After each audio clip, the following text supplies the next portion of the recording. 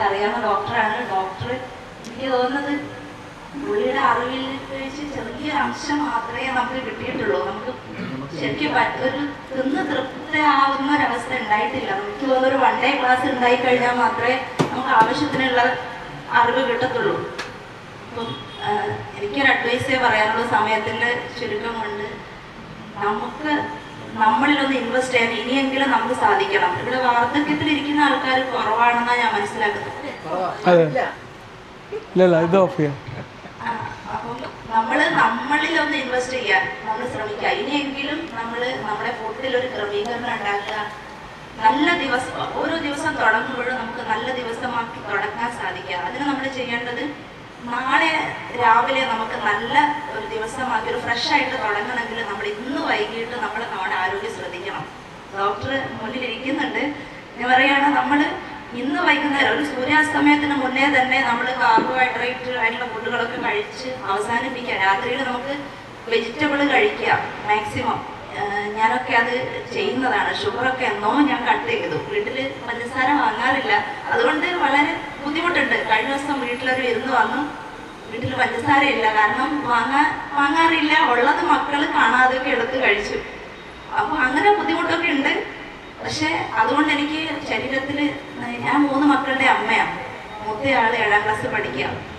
അപ്പോൾ എല്ലാവരും പറയും, ഞാനങ്ങനെ പറയുമ്പോൾ എല്ലാവരും ഒന്നും ഞെട്ടും. കാരണം ഞാൻ അപ്പൊ അതിൻ്റെ ഒരു രഹസ്യം എന്ന് പറയുന്നത് ഡോക്ടർ പറഞ്ഞതുപോലുള്ളൊരു ജീവിത ശൈലിയാണ്. എനിക്ക് തോന്നുന്നു ഞാനൊരു 6ാം ക്ലാസ് പഠിക്കുന്ന സമയത്ത് തന്നെ ഡോക്ടർ പറഞ്ഞതുപോലുള്ള ഡോക്ടർ സജീവ് സാറിൻ്റെ പല ട്രെയിനിങ് സെഷനും എറണാകുളത്ത് പോയി പങ്കെടുക്കുന്ന ആളാണ്. കുറച്ച് ഇൻഫർമേഷനൊക്കെ ചെറിയ രീതിയിൽ അന്ന് കിട്ടി. അതുകൊണ്ട് ഞാൻ എൻ്റെ ഹെൽത്തിൽ കോൺഷ്യസാണ്. അതുകൊണ്ട് ഞാനും എൻ്റെ അച്ഛനും, വീട്ടിലെല്ലാവരും അല്ല, അതുകൊണ്ട് തന്നെ ഞങ്ങൾ അവരും ഞങ്ങളും തമ്മിൽ വലിയ അന്തരാണ്. എൻ്റെ അച്ഛനൊക്കെ ഇന്ന് കണ്ടു കഴിഞ്ഞാൽ ഇപ്പം 60 വയസ്സിനോടടുത്ത്, പക്ഷെ പറയില്ല. കാരണം എന്ന് പറയുന്നത് ഡോക്ടർ പറഞ്ഞതുപോലെ ഹെൽത്തിൽ കോൺഷ്യസ് ആണ് ആള്. ഒരു ഇൻഫ്ലമേഷനും പുള്ളിയുടെ ശരീരത്തിലില്ല. അപ്പോൾ നമുക്ക് നമ്മളിലൊന്ന് ഇൻവെസ്റ്റ് ചെയ്യാൻ നമുക്ക് ഇനിയെങ്കിലും സാധിക്കണം. ഇതുവരെ സാധിച്ചിട്ടില്ല. ഇനി നമുക്ക് എനിക്കല്ല, നിങ്ങളെ സംബന്ധിച്ചിടത്തോളം വലിയ ബാധ്യതകളൊന്നുമില്ല. മക്കളായി, കൊച്ചു മക്കളായി, ഇനിയൊക്കെ നമുക്ക് ഒറ്റപ്പെടലൊക്കെ തോന്നാൻ പോകുന്ന ഒരു സമയമാണ്. കാരണം ആരും ഒറ്റപ്പെടുത്തുന്നതല്ല, കാരണം സാഹചര്യം അവരുടെ പണിക്ക് പോകുന്നത് കൊണ്ട്, പേരക്കുട്ടികൾ അവരുടേതായ ലോകത്താവുന്നതുകൊണ്ട് നമ്മൾ ഒറ്റപ്പെട്ടതായിട്ട് നമുക്ക് ഫീൽ ചെയ്യാം. അത് ഓട്ടോമാറ്റിക്കായിട്ട് സംഭവിക്കുന്ന. അതിന് ഈ വയോജന വേദി നമുക്ക് ഉപകരിക്കും. നല്ല സൗഹൃദങ്ങൾ ഉണ്ടെങ്കിൽ ആ ഒറ്റപ്പെടലൊക്കെ നമുക്ക് മാറ്റിയെടുക്കാൻ സാധിക്കും. സാറ് പറഞ്ഞ പോലെ ലാഫ്റ്റർ യോഗ വലിയൊരു മരുന്നാണ്. നമുക്ക് ചിലപ്പോൾ ഒറ്റയ്ക്ക് ഇരിക്കുമ്പോൾ ചിരിക്കാൻ ചിലപ്പോൾ സാധിച്ചെന്ന് വരില്ല. ആ സമയത്ത് സജീവ് സാർ എപ്പോഴും പറയുന്നതാണ്, ഒരു പേന ഇങ്ങനെ എടുത്തിട്ട് വെറുതെ ഇങ്ങനെ കടിച്ചിട്ട് പിടിക്കാം. അപ്പോൾ നമ്മുടെ ഈ ഭാഗം ഇങ്ങനെ ചിരിക്കുന്നത് പോലെ ആകും.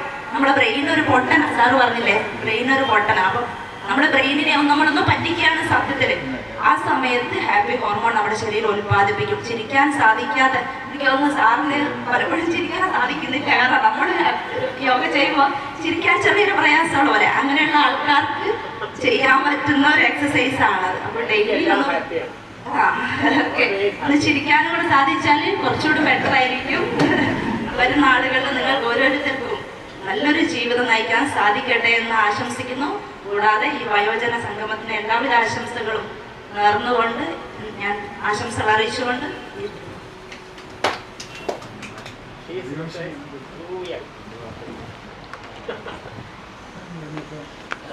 ബഹുമാനപ്പെട്ട നമ്മുടെ സ്റ്റാൻഡിംഗ് കമ്മിറ്റി ചെയർപേഴ്സൺ, പ്രിയപ്പെട്ട അധ്യക്ഷൻ മഹർഷി, നമ്മുടെ സദസ്സിനെ അളക്ക എഴുന്നേറ്റ് പോയിട്ടുണ്ടെങ്കിലും ഇരുന്നത് മുതൽ ഇതുവരെ തുടങ്ങിയത് മുതൽ ചിരിപ്പിച്ച് തിരിച്ച താളം ചിരിക്കണ ആളൊക്കെ കണ്ടാലും തിരിച്ചിട്ടില്ല.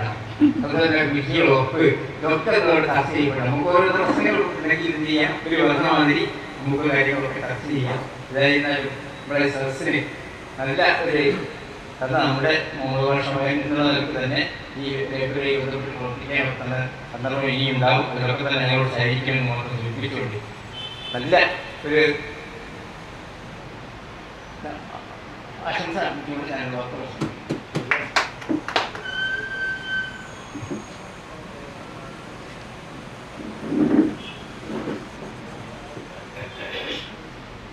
ഞങ്ങൾ ലൈബ്രറി ഭാരവാഹികളെ സുഹൃത്തുക്കളെ, നമ്മൾ എല്ലാ സമയം എല്ലാ തവണയും ഡോക്ടർ നല്ലൊരു അക്ഷരമായ ക്ലാസ്സുകൾ ആസ്വദിച്ചു. എനിക്കൊരു ആശംസ പഠനത്തിൻ്റെ ആവശ്യമില്ല.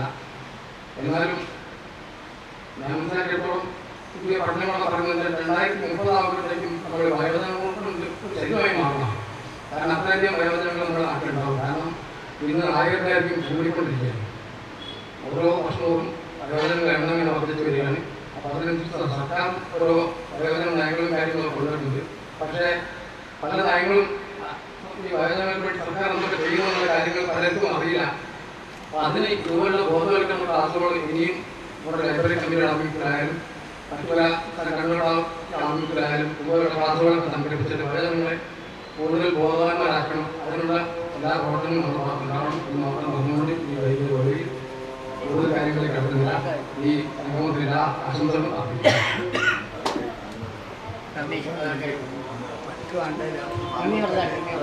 ബഹുമാന്യരായ അധ്യക്ഷൻ, നമ്മുടെ വാർഡ് മെമ്പർ ഉദ്ഘാടനം ചെയ്ത ആയുധ, പിന്നെ block taluk library council executive member Ramya ശ്രീമാക്ക്, മറ്റ് അമ്മമാർക്ക് പ്രത്യേകമായിട്ട് നന്ദി രേഖപ്പെടുത്താനുള്ളത്.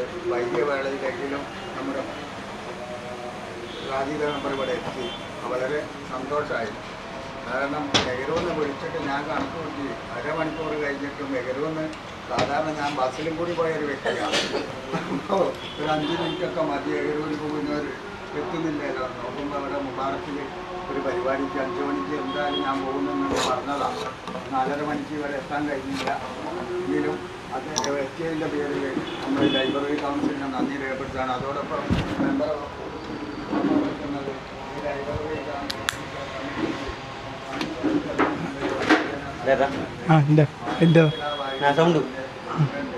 മറ്റുള്ള ഭാരവാഹികളൊക്കെ